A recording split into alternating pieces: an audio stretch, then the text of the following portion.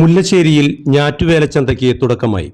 Mullassery ഗ്രാമപഞ്ചായത്തും കൃഷിഭവനും Mullassery Annakara service സഹകരണ സംഘങ്ങളും സംയുക്തമായിട്ടാണ് ഞാറ്റുവേലച്ചന്ത സംഘടിപ്പിച്ചിട്ടുള്ളത്. June 27 മുതൽ 30 വരെ 4 ദിവസങ്ങളിലായി നീണ്ടുനിൽക്കുന്ന ഞാറ്റുവേലച്ചന്തയുടെ ഉദ്ഘാടനം മുരളി പെരുന്നെല്ലി MLA നിർവഹിച്ചു.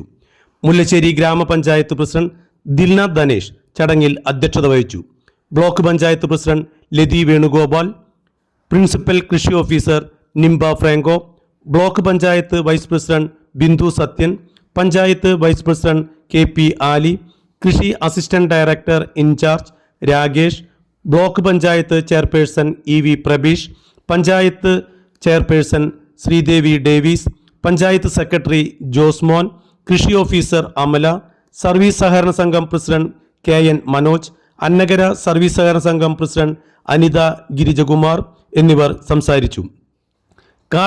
കാർഷികേതര പ്രദർശനങ്ങൾ, സെമിനാറുകൾ, കൃഷിപാഠം, കാർഷിക പ്രശ്നോത്തരി, മണ്ണു പരിശോധന, കലാപരിപാടികൾ, കാർഷിക വിപണന സ്റ്റാളുകൾ, നടീൽ വസ്തുക്കൾ, കാർഷിക യന്ത്രങ്ങൾ, മൂല്യവർദ്ധിത ഉൽപ്പന്നങ്ങൾ, അലങ്കാര മത്സ്യങ്ങൾ എന്നിവയുടെ പ്രദർശനവും വിപണനവും ചന്തയിലുണ്ട്.